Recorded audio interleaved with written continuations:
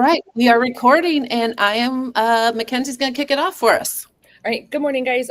Katie and I have been working on some stuff using SeeSaw, and I think for especially Mickey and Deanna, I think you guys are really going to like this, just because in the things that I learned last session with Katie, the variety of things that are new to SeeSaw, I think are going to be really impactful for you guys from a standards-based grading perspective, as well as looking at how to spiral review and then also meet your kiddos where they are according to their iReady data.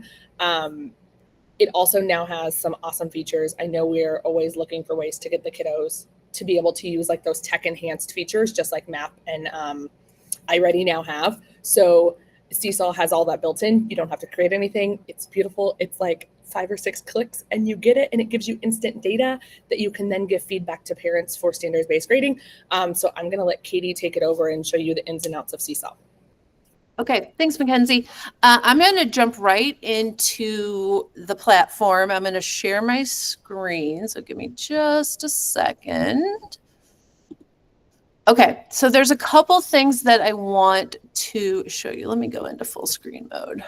Can everybody see that? Okay, great.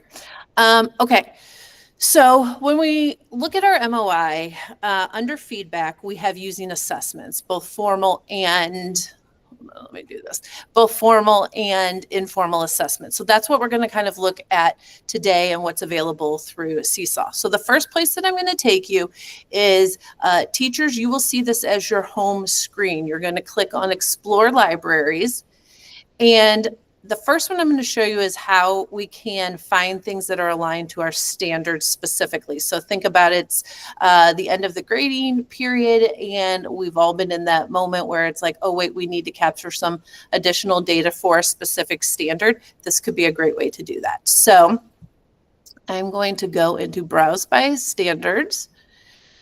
And you're going to, now for this one, we have to pick Missouri, but we know that we pulled our priority standards from there. So you can find the one that is most closely aligned with our Lindbergh standard. I'm going to go to Math, select grade 4. You do not need to pick anything here. Everything in SeeSaw is available in English and in Spanish. Click Search.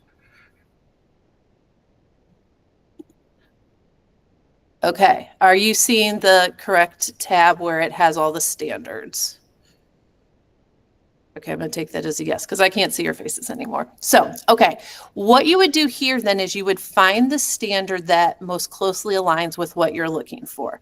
So let's say it is read, write, and identify multi-digit whole numbers up to 1 million using number names, base 10, and expanded forms.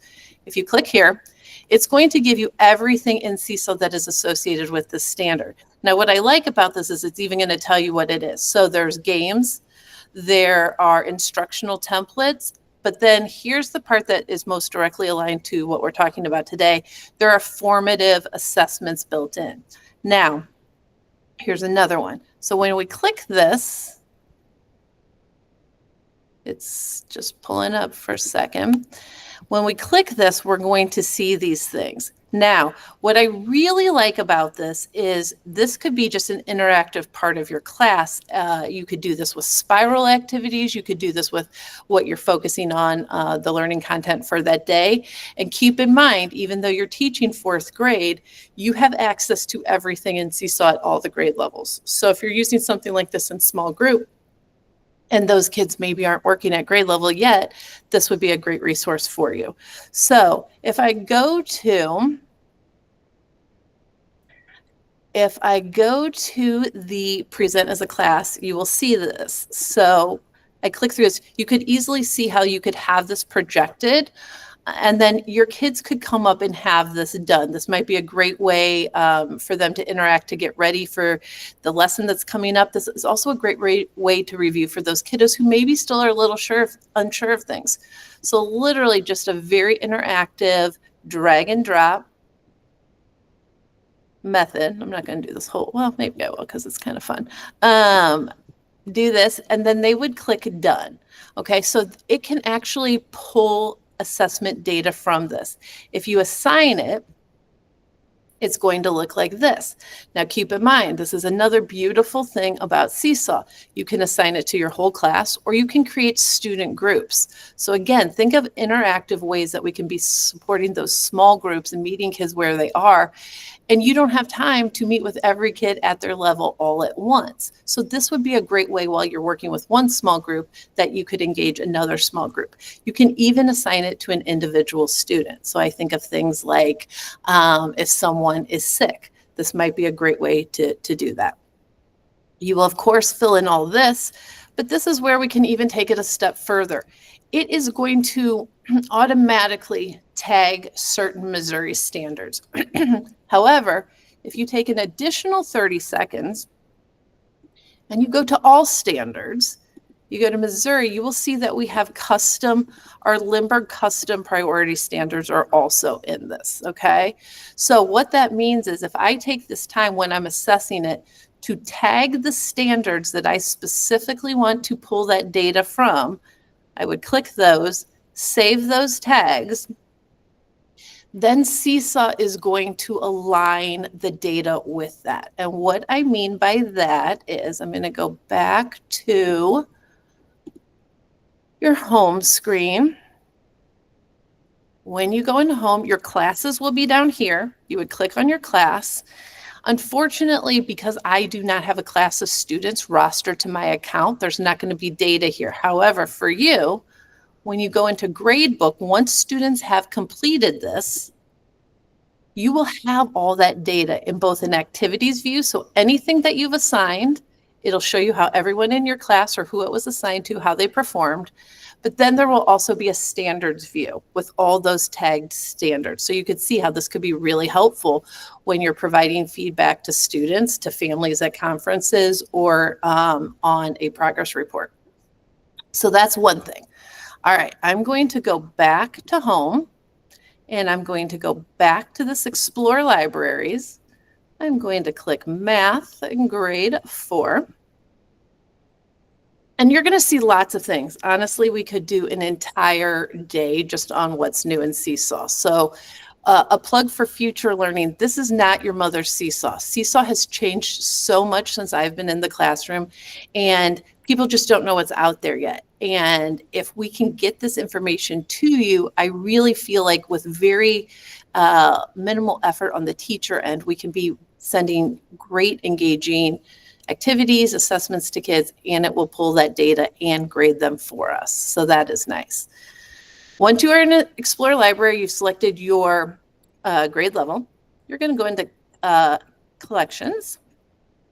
Again, you can see that I've told it we're only looking at math right now, but these are available for every subject. And if I go down here, I can see some things. There's some fact fluency if some kids need some practice with that. There's games that are directly aligned to your standards for your grade level. I do want to show you two things in particular. If we click on math assessments, since we're talking about feedback today, I can very quickly see what kind of assessments that are aligned to Missouri standards for fourth grade. Let's say I pick, let's do this one. Now I can present this to the class again as that interactive form of learning, or I can assign it. I do want to show you what these look like really quickly because they're quick things that are not going to take a lot of time and that you can really get great information from. Every SeeSaw activity, the directions are available in English and Spanish by default. And if a kiddo needs that, they can simply click here and hear those read aloud to them. But then it's going to walk them through the problem. Katie, you have 1 minute left. Thank you. This tells us that we're asking them to put in a text-based answer, but this is what I really love. This explain your answer. When we can get kids to make their thinking visible, when we can get them to talk about how they process things, they're going to catch those mistakes a lot more than they would without it. But as teachers, we can gain so much information from that really tells us if this kid's on the right track, if they're almost there, or if we maybe need to do some building of some support skills to get them ready. So you can see that there is so much with this. Again, I want to show you, I'm about to go over, but I'm going to show you one quick other thing. There's also, let's see, formative assessment inspiration. Okay, again, you have access to everything, but you can see these are drag and drop. So you could do these with multiple expressions. You could do these with multiple word problems. You can really customize it to what the problem is, but the template is already done for you, which is a fantastic thing. So very minimal input on the teacher end. We all know how busy you are and you don't have time for that. But SeeSaw has done a really great job of vetting these things and making them accessible for your learners.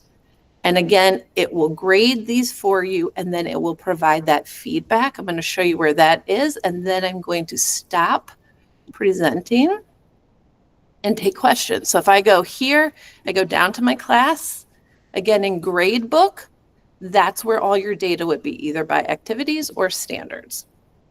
Okay, I'm going to stop sharing this.